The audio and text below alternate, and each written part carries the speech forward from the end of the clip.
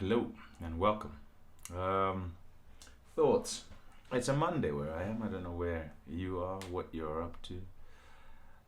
258 runs and you lose. Hold on. 258 runs in 20 overs. What is this game coming to? I don't know where you stand. I'd like to know actually. Is it supposed to be a run fest? Are you one of those who say, it should be a competition between bat and ball? Are you one of those who say it should be entertainment for the crowd? And there was a really good crowd at Supersport Park in Centurion for that West Indies and South Africa match. Which camp are you in? Should there be a camp, I suppose? Do we take it all as it comes? Whether it be the fact that sometimes you're going to get runs galore, so scores kind of similar in the PSL, where pitches there seem to be that way inclined, so batters dominating the bowlers quite comfortably. Or, are you more likely to enjoy a contest where it is roundabout, yeah, and I don't want to name a really low score, so say something like 180, but bowlers can make the difference and, often do make the difference in a score such as that one. Has the game just moved on from there? And continually, will we see 300 scored?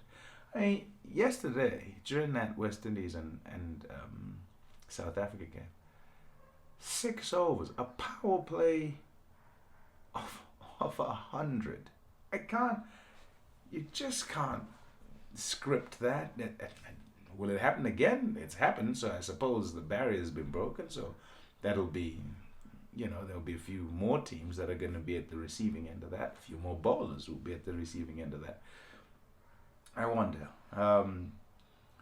Some thoughts, my own personal thoughts would be to say there is a quite admirable advancement in terms of upskilling for batters who, when they get into the conditions, are quite able to absolutely smash the ball out the ground, and there's not a lot that the bowlers can do.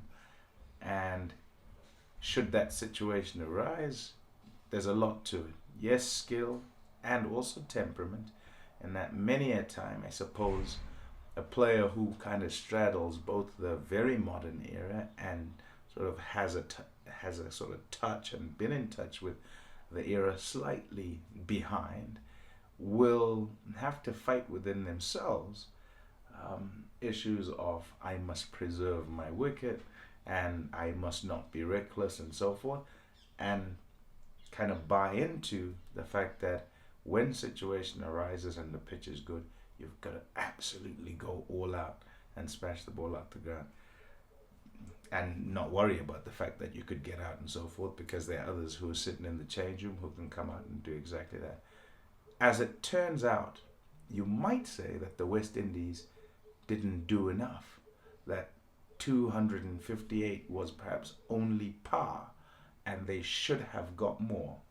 Don't know where you sit with that. Anyway, the other side of that is the bowling side, which it's happened in 2020 cricket. You see how, teams and bowlers particularly upskill. They get better and they have to catch up to the batters every time, because if they move here, then the bowlers have to come here. In fact, they probably have to come here so that the contest remains and bowlers can then continue to win games. When it is like this, is it the bowlers who win the games? Or is it the batters who win the games? Or in that phase where it could be either one, as in if you're the bowlers, you bowl particularly badly, you get smashed and so you lose. But if you have batters like South Africa, like the West Indies, power hitters all over the place, you kind of go into the stratosphere, so to speak, in terms of how far you can reach in totals.